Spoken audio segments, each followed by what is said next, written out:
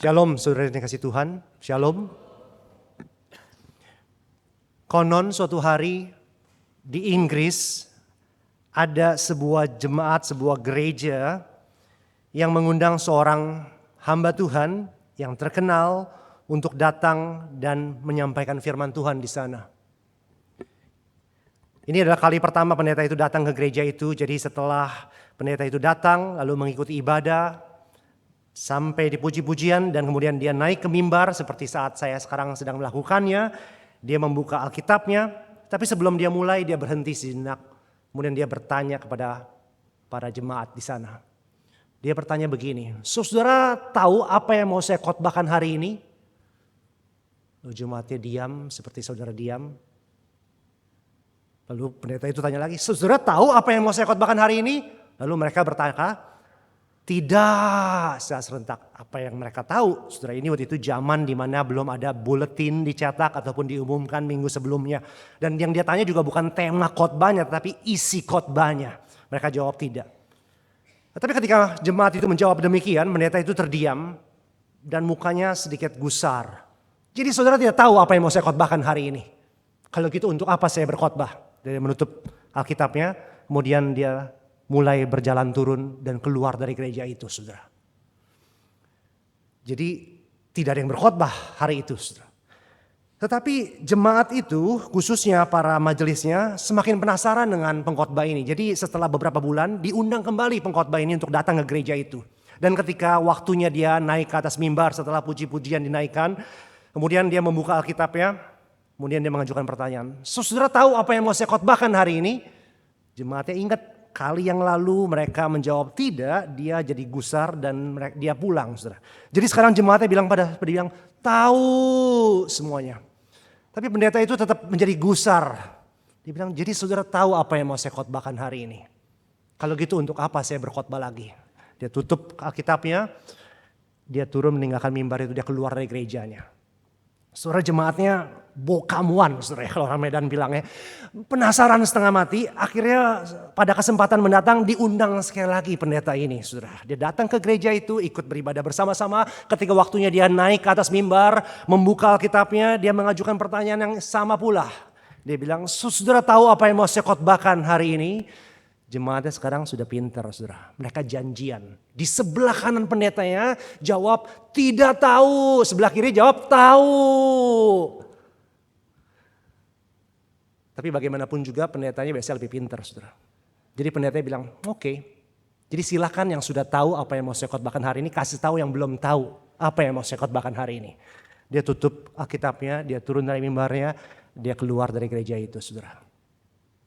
Saudara, tidak perlu saya katakan bahwa pendeta itu tidak pernah diundang lagi di gereja itu, saudara. Ngomong-ngomong, saudara tahu apa yang mau saya khotbahkan hari ini? Loh, kok ketawa? Saudara tahu apa yang mau saya khotbahkan hari ini?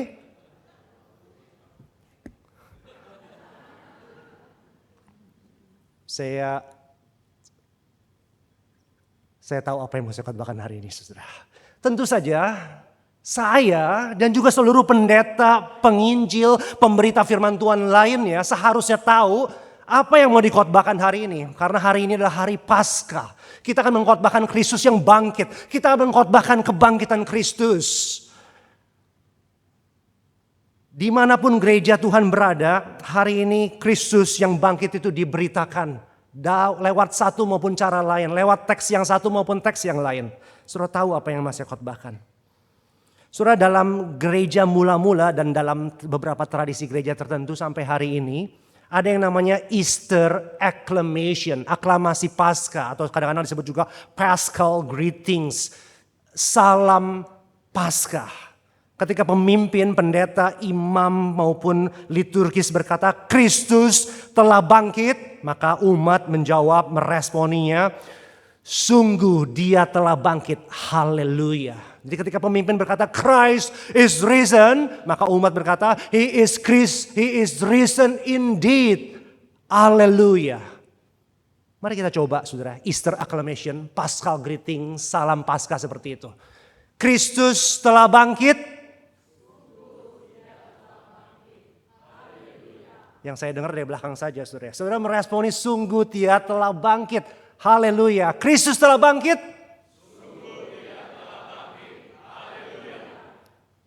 Christ is risen. He is risen. Haleluya, He is risen indeed. Mari kita membuka firman Tuhan dari 1 Petrus pasal 1 ayat 3 sampai 5. Saya juga menampilkannya di depan untuk saudara. Ini diambil dari LAITB, terjemahan baru yang kedua. Silakan saudara membacakannya bersama-sama dengan saya. Ayat firman Tuhan ini 3 ayat saja. Demikian bunyinya 2, 3.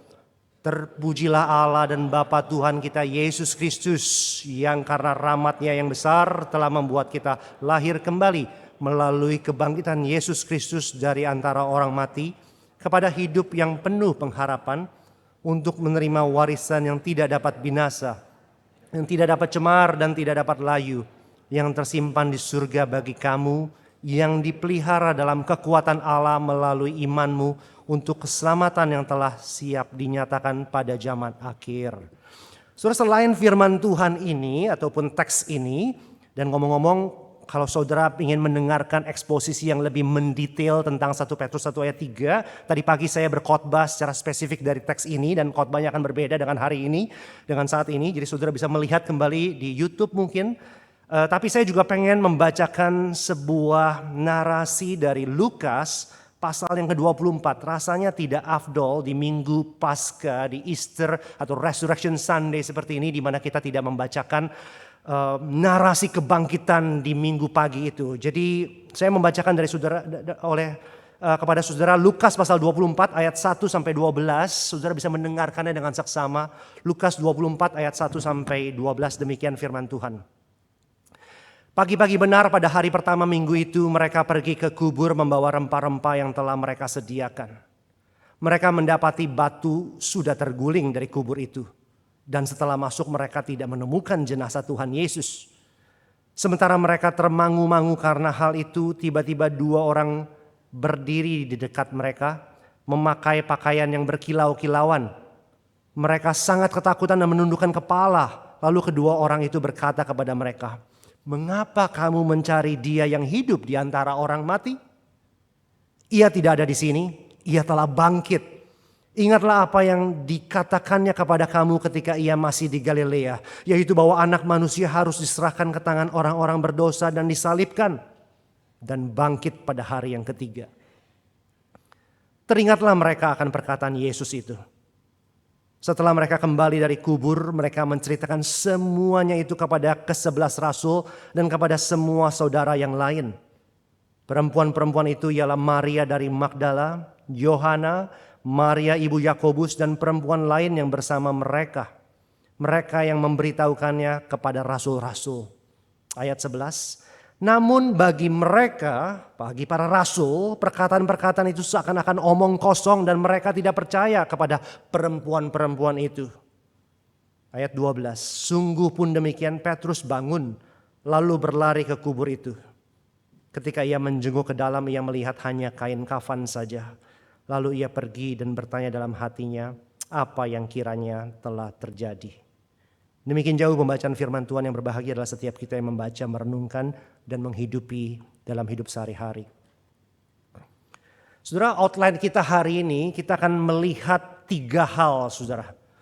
Yang pertama, kita akan merenungkan soal kebenaran tentang kebangkitan Kristus. The truth about Jesus' resurrection. Yang kedua, nanti kita akan melihat karakteristik dari kebangkitan Kristus itu. Apa dan seperti apa kebangkitan Kristus itu sesungguhnya. Dan yang ketiga, nanti kita akan melihat kuasa kebangkitan Kristus. Apa yang kebangkitan Kristus itu kerjakan di dalam diri kita sebagai orang percaya hari ini.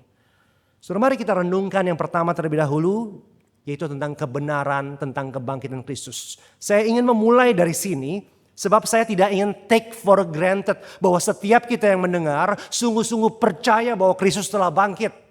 Di zaman modern seperti ini, zaman teknologi dan sains, ada banyak orang yang mempertanyakan keaslian verifikasi daripada Injil, catatan-catatan Injil. Ada banyak orang yang mempertanyakan doktrin Kristen, apalagi doktrin kebangkitan.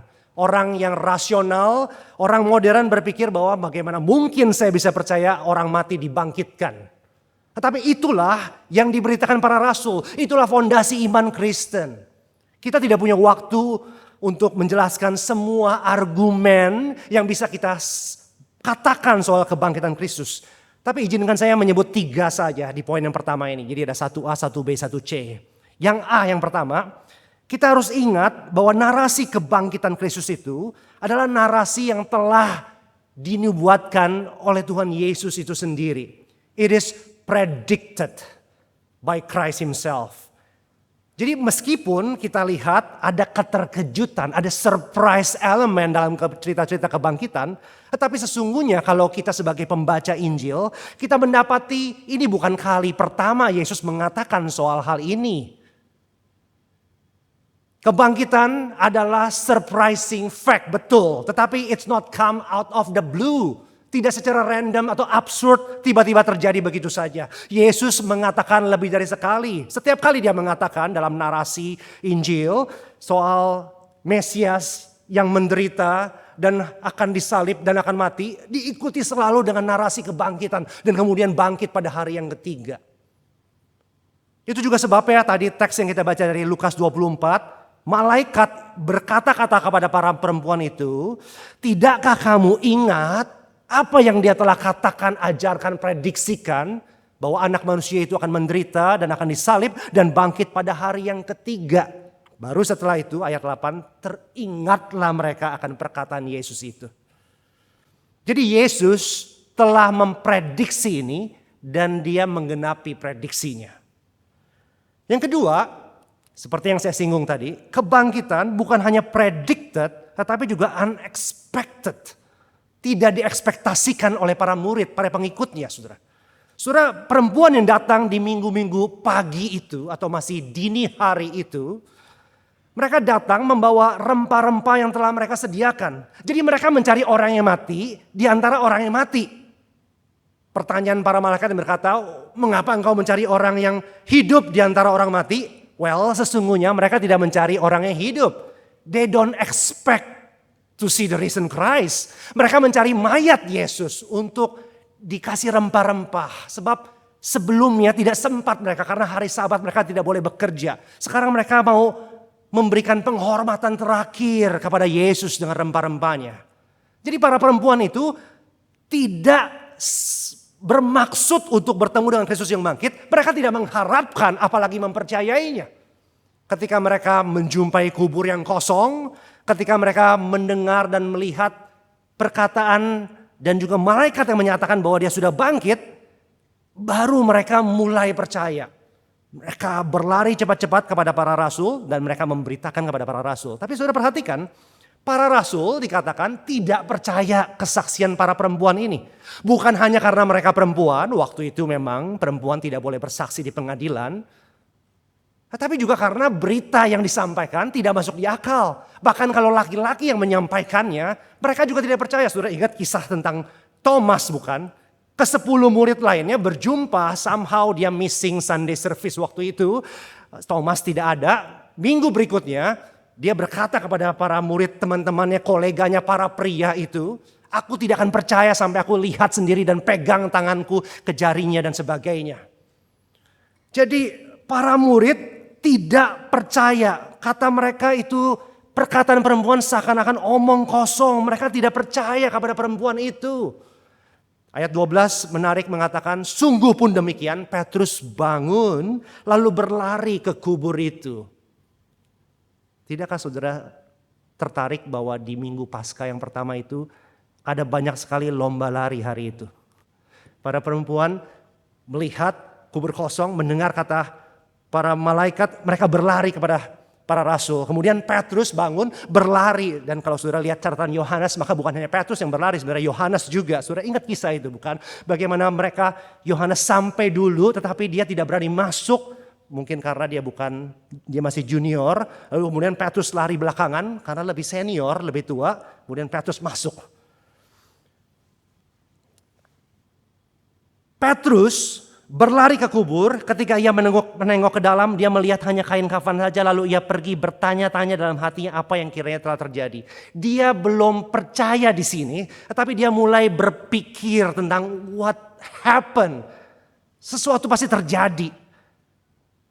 Dengan kata lain, saudara, para murid adalah orang terakhir rasanya yang bisa dipersuasi bahwa Yesus itu bangkit. Tetapi bukti itu terlalu besar, kuburnya kosong dan tidak mungkin dicuri orang lain karena ada penjaga-penjaga serdadu Romawi yang menjaganya. Dan kemudian ada kain kafan yang terletak dengan rapi di sana. Mana mungkin orang yang mencuri kubur, waktu itu ada namanya pencuri mayat. Tetapi sempat-sempatnya membuka kain kafannya, bukankah itu akan menjadi bau? Dan juga sampai sempat-sempatnya melipatnya. Itu membuat Petrus berpikir, what really happened here? Benarkah seperti yang dikatakan para perempuan itu bahwa Yesus telah bangkit? Dengan kata lain, para murid tidak mungkin merekayasa Injilnya, Matius, Markus, Lukas, Yohanes, dengan cerita ini. Karena ini cerita beyond the horizon of possibility mereka. Cerita ini di luar dari posibilitas, horizon posibilitas mereka. Kalau catatan ini seperti ini, bahwa kesaksian atau kebangkitan pertama adalah para wanita, itu hanya karena memang begitu kejadiannya, saudara. Mereka tidak bisa menulis dengan berbeda karena that's what happened really. Yang terakhir, saudara, yang ketiga, kebangkitan Kristus itu juga benar, saudara. Juga karena adanya perubahan yang radikal dari diri para murid-murid itu, saudara. Beberapa ayat sebelum ini, ketika Yesus disalib, para murid itu ngacir.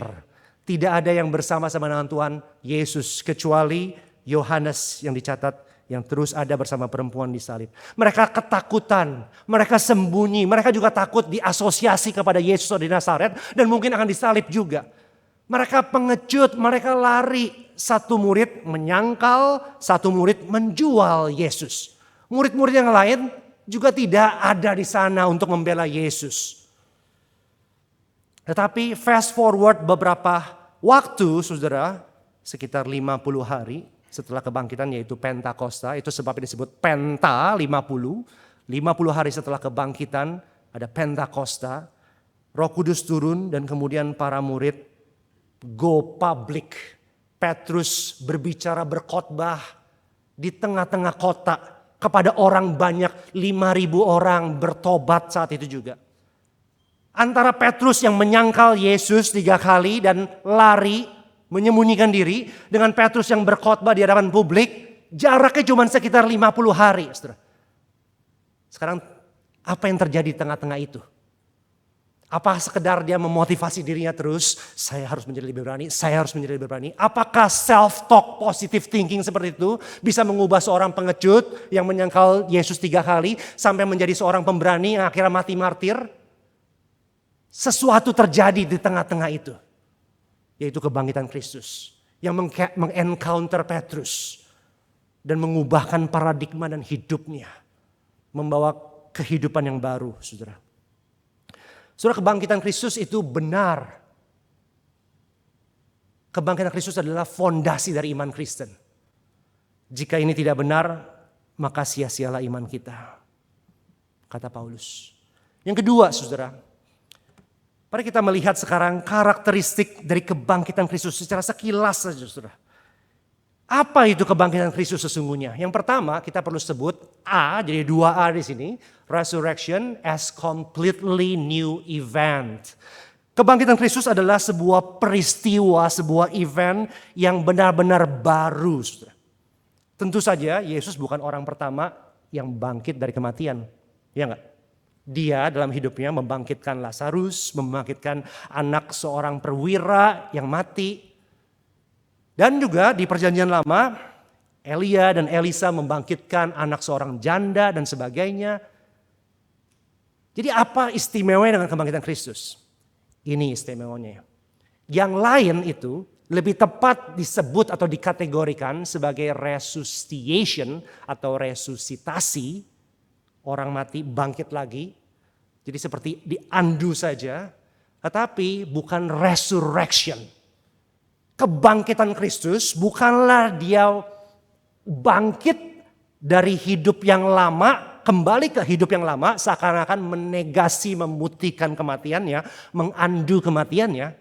Enggak, yang dia lakukan adalah mengovercome kematian itu. Mematikan kematian itu. Sehingga kematian tidak ada lagi dalam diri dia sama sekali. Dia tidak bangkit untuk sementara dan kemudian mati lagi seperti Lazarus dan orang-orang lain yang dicatat dalam Alkitab. Dia bangkit dengan tubuh yang baru. Dia bangkit ke dalam kehidupan, dalam kebangkitan. Resurrection is a new event. Orang-orang Yahudi percaya akan kebangkitan orang mati, saudara. Jangan salah mengerti. Tetapi yang mereka tahu adalah kebangkitan orang mati nanti terjadi nanti secara eskatologis di akhir zaman. Bukan di tengah-tengah sejarah in the middle of history. Tapi yang Allah lakukan dengan membangkitkan Kristus itu, dia menarik masa depan Allah, masa eskatologis itu menjadi present.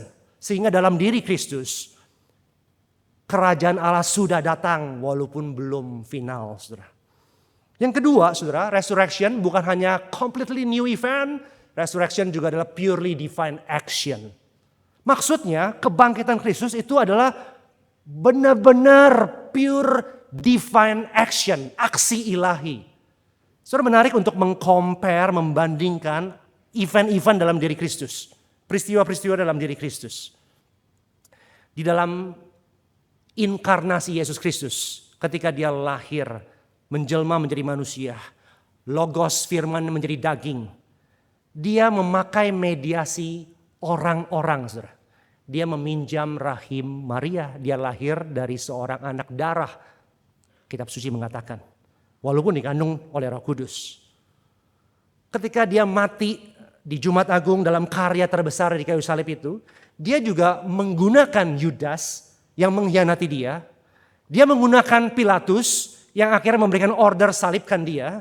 Dia menggunakan orang-orang banyak dan juga pemimpin agama, imam besar waktu itu Kayafas dan Hanas untuk menjadi sarananya untuk mengeksekusi Yesus Kristus sebagai anak domba Paskah yang tersembelih bagi kita.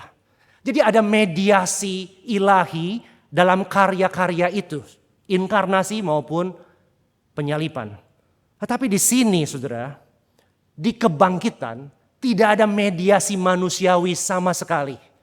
Betul kita melihat malaikat, tetapi malaikat bukan sarana atau tools Allah membangkitkan Yesus. Malaikat datang pasca kebangkitan Yesus atau setelah kebangkitan Yesus untuk memberitakan bahwa dia sudah tidak ada di sini. Dengan kata lain, Allah dalam kuasa Roh Kudus membangkitkan Yesus just like that. Mungkin analogi terdekat dari resurrection adalah the first creation. Ciptaan yang pertama di Kejadian ketika Allah tanpa melalui mediasi apa-apa, melalui firman-Nya berkata, jadilah terang, maka terang itu jadi. Kemudian jadilah bintang-bintang dan juga benda-benda penerang, jadilah tumbuh-tumbuhan, jadilah binatang. Dengan kata lain, resurrection rasanya adalah creation 2.0. Sama seperti di creation 1.0 Allah bekerja berbicara. Di sini new creation emerge dalam diri kebangkitan Yesus Kristus. Kebangkitan Yesus bukan hanya personal, historical, tetapi juga cosmic, universal. Ada sesuatu yang Allah sedang kerjakan lewat kebangkitannya. He's making something new. Yang terakhir, yang ketiga, resurrection juga sering disebut dalam tradisi Kristen sebagai the great mystery of faith. Misteri ilahi yang luar biasa, yang besar. Bersama dengan inkarnasi Natal, bagaimana dua natur ada dalam satu pribadi Yesus Kristus. Juga bersama dengan anugerah Allah yang menyelamatkan, salvation by grace alone dalam kematian Yesus Kristus. Resurrection, kebangkitan Kristus juga adalah misteri yang ilahi. Bahkan saudara, kalau kita compare sekali lagi dengan peristiwa-peristiwa lain dalam diri Yesus Kristus, tidak ada sesungguhnya saksi kebangkitan Yesus. Dalam pengertian tidak ada saksi mata orang yang benar-benar melihat Yesus itu dari mati, tiba-tiba jantungnya bergerak, dik-dik, dik-dik, dan kemudian dia bangkit, dia bangun dan dia berdiri. Nggak ada. Alkitab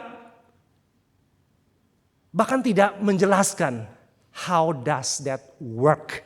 Tidak ada detail soal kebangkitan Tuhan Yesus. Menarik bukan? Dalam kematiannya sangat detail dispesifikasi. Yesus disalib, tangannya diikat dan kemudian dipaku, kakinya juga. Dia dikasih mahkota duri. Ada orang-orang, perkataan orang-orang di sekelilingnya dicatat. Kalau engkau sungguh anak Allah, turunlah. Yesus sendiri perkataannya, 7 perkataannya dicatat. Dari Bapa ampunilah mereka, aku haus, sampai ini ibumu, ini anakmu, dicatat. Secara detail bagaimana Yesus kemudian menyerahkan nyawanya lalu tertunduk dan dia mati. Tetapi ketika kebangkitan, there's no detail whatsoever. Nggak ada peristiwa bagaimana mekanisme kebangkitan itu terjadi. Tidak. Seakan-akan bahkan para penulis kitab suci ini merasa ini sesuatu yang misterius yang kita tidak berani sentuh. Mungkin mirip analoginya dengan tabut perjanjian di perjanjian lama.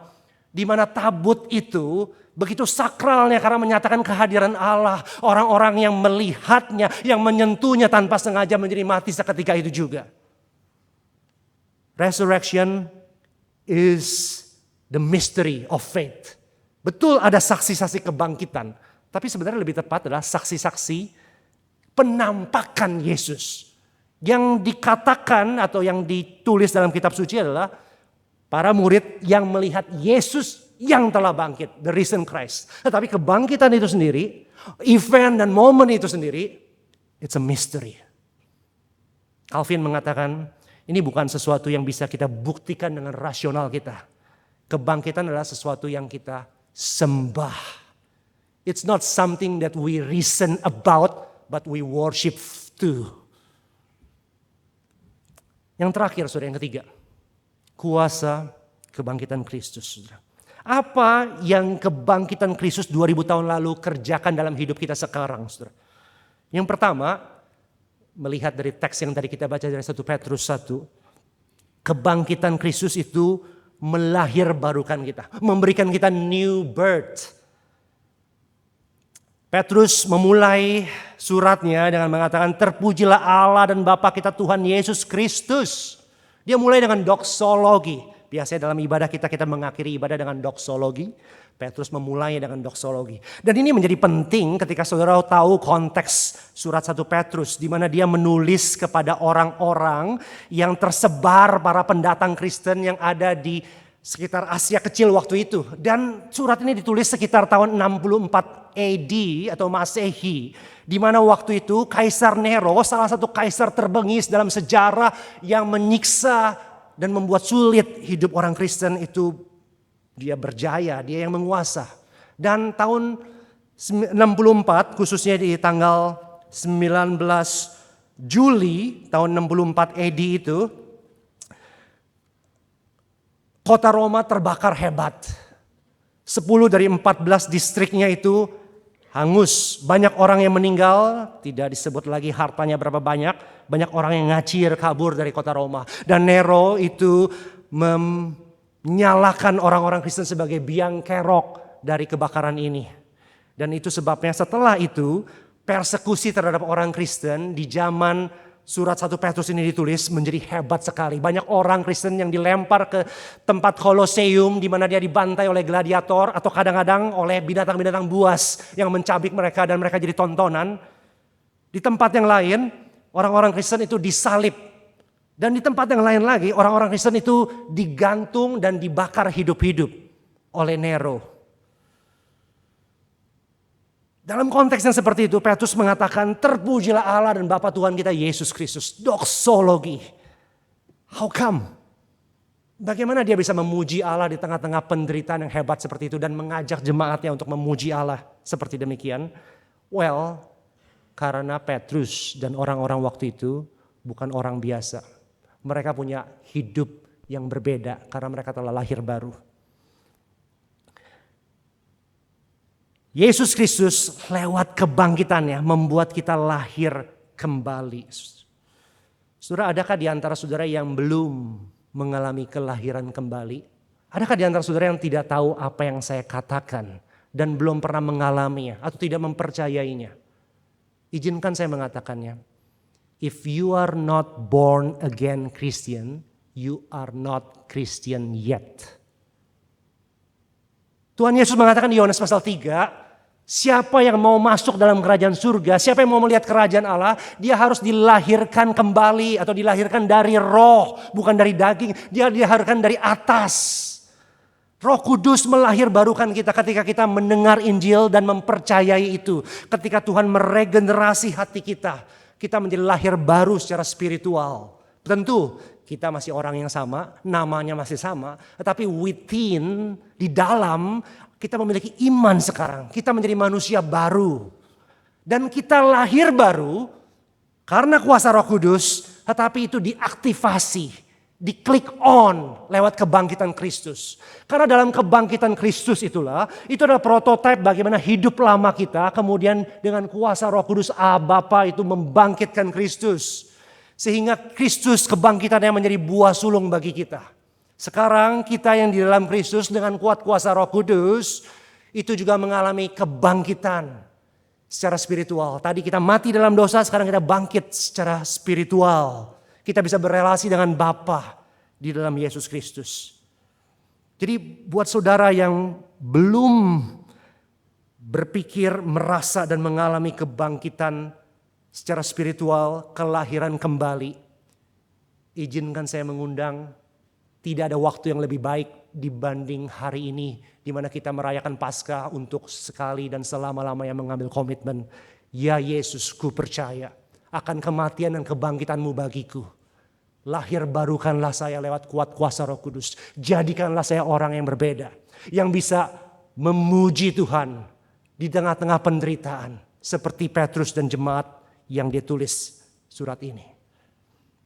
Kalau ada di antara saudara yang berkata demikian, berpikir demikian, dan pengen tahu lebih lanjut soal itu, ketemu dengan saya dan para hamba Tuhan nanti setelah ini. Dalam tradisi gereja, baptisan itu biasa dilakukan di Easter Vigil, saudara. Yaitu di minggu subuh Paskah, minggu Paskah di subuh. Jadi orang-orang dikatekisasi untuk dipersiapkan untuk kemudian dibaptis di dalam kebangkitan Kristus ketika mereka merayakan kebangkitan Kristus. Disitulah mereka memproklamirkan iman mereka dan mereka mendapat komuni ataupun perjamuan kudus pertamanya di minggu Paskah itu. Jadi inilah waktu yang tepat buat saudara yang belum mengalami kelahiran kembali untuk lahir baru.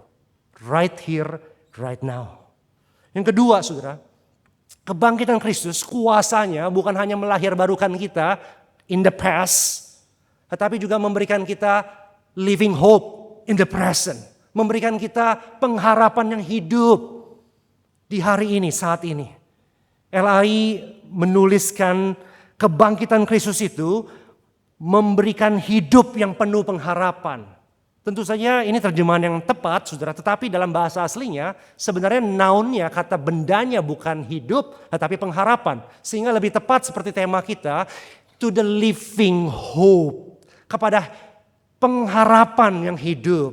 Sebenarnya kata hidup pun bukan adjektif dalam bahasa aslinya, tetapi verb. Jadi kata bendanya adalah pengharapan, kata kerjanya adalah hidup. Sehingga lebih akurat rasanya untuk menerjemahkan kepada pengharapan yang menghidupkan. Poinnya adalah pengharapan yang dimiliki oleh Petrus dan juga oleh jemaat waktu itu adalah pengharapan yang membuat mereka hidup. Bukan hanya surviving, bertahan hidup, tapi flourishing. Punya hidup yang doxological, hidup yang memuliakan Tuhan bahkan di tengah-tengah penderitaan dan ancaman siksaan waktu itu. Mereka memiliki pengharapan yang hidup karena Kristus yang mati telah bangkit. Jadi lihat bagaimana present tense hidup mereka berkaitan erat dengan past tense apa yang terjadi dengan kubur Yesus yang kosong. Paulus mengatakan jika Yesus tidak bangkit maka sia-sia iman kita. Jika Yesus tidak dibangkitkan dari antara orang mati maka percuma kita pergi gereja dan melayani. Jika Yesus tidak bangkit maka Jumat Agung bukan menjadi Jumat yang agung tapi Dark Friday, bukan Good Friday, Bloody Friday. Tapi karena Kristus bangkit. In the past. Itu sebabnya iman kita in the present. Punya hope, punya pengharapan yang living, yang menghidupkan. Yang terakhir, kuasa kebangkitan Kristus bukan hanya bekerja melahirbarukan kita in the past. dan juga memberikan kita pengharapan in the present, tetapi juga look forward to the future. Kebangkitan Kristus itu bicara soal future salvation, soal keselamatan eskatologis kita, saudara. Ayat 4 dan 5 mengatakan kita dibangkitkan melalui kebangkitan Kristus, punya hidup yang penuh pengharapan untuk menerima warisan yang tersimpan di surga, yang dipelihara dalam kekuatan Allah sendiri melalui iman kita untuk keselamatan yang telah siap dinyatakan pada zaman akhir. Saudara, dalam Alkitab kata keselamatan atau diselamatkan itu punya 3 tenses. Past tense, kita diselamatkan dari penalti dosa kita, dari hukuman dosa kita. Kemudian present tense, kita sedang diselamatkan dari the power of sin, dari kuasa dosa. Sehingga kita bisa mengatakan tidak kepada dosa. Dan future tense, kita akan diselamatkan dari the present of sins, dari kehadiran realitas dosa. Sehingga nanti ketika Yesus datang kedua kalinya dalam langit dan bumi yang baru, di dalam kebangkitan tubuh kita, tidak ada lagi dosa. Tidak ada lagi ratap tangis dan kesedihan di sana. Saudara, itu adalah kuasa kebangkitan Kristus yang komprehensif dan holistik. Yang menjaga kita dengan kekuatan Allah itu sendiri. Dan itu adalah pengharapan kita, saudara. Saudara, di zaman medieval ada seorang raja yang terkenal lalim, bengis. Dan kemudian dia memasukkan 2 wanita ke dalam penjara, ke dungeonnya, saudara. Di penjara itu sangat gelap dan kotor dan juga penuh dengan siksaan. Para tahanan akan disiksa, diperbudak dengan kerja rodi, diberi makan seadanya, dilecehkan setiap harinya. Singkatnya mereka dipreteli dari dignity mereka sebagai human being di sana. Namun yang paling menyesakan adalah reputasi raja kerajaan itu, yaitu yang tidak pernah mengeluarkan orang yang telah dijebloskannya ke dalam penjara. Dengan kata lain, belum pernah ada tahanan yang keluar hidup-hidup dari penjara itu. Kedua wanita itu sama-sama menderita, terluka harga dirinya, mengutuki algojo-algojo yang menyiksa mereka, dan menangis setiap malam sampai tertidur. Kedua wanita ini bertahan hidup bertahun-tahun di penjara yang keji dan kelam itu. Namun suatu kali ada seorang tahanan baru yang dijebloskan ke dalam penjara dan dia membawa kabar dari berita di luar penjara. Tidak lama sesudah peristiwa itu, wanita yang pertama menjadi lebih murung dari biasanya. Tidak memiliki semangat hidup. Masih hidup tetapi seperti sudah mati di dalamnya.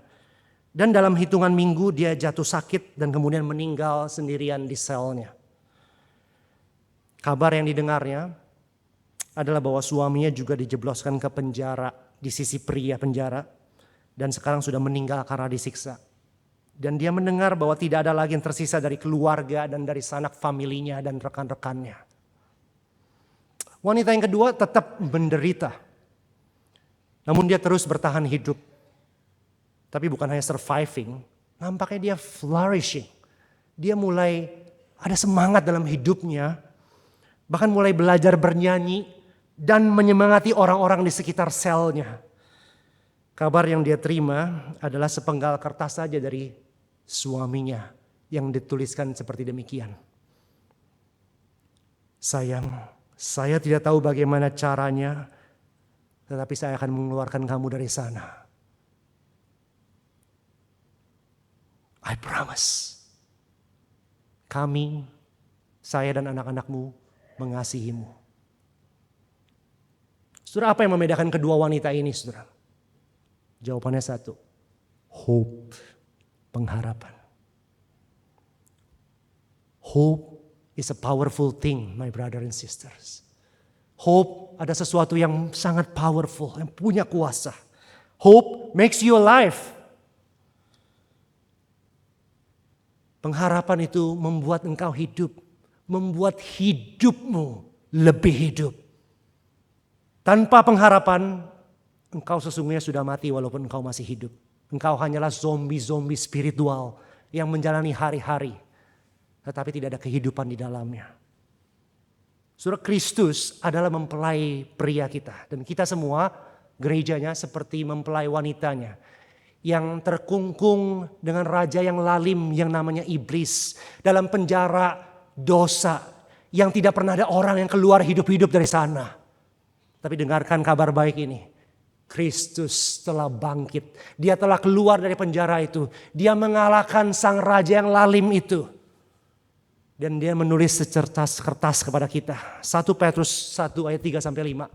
Dan pesannya demikian. Aku telah mengalahkan maut sekali untuk selamanya. Bertahanlah dalam penderitaanmu, dalam kesulitan dan pergumulanmu.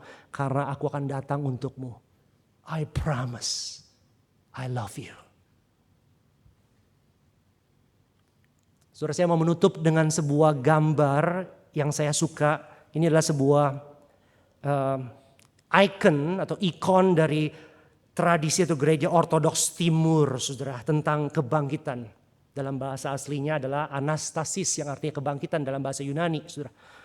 Ada beberapa versi dari icon seperti ini. Tetapi poinnya adalah gambar ini berusaha menggambarkan kebangkitan Kristus yang mengalahkan kuasa maut itu.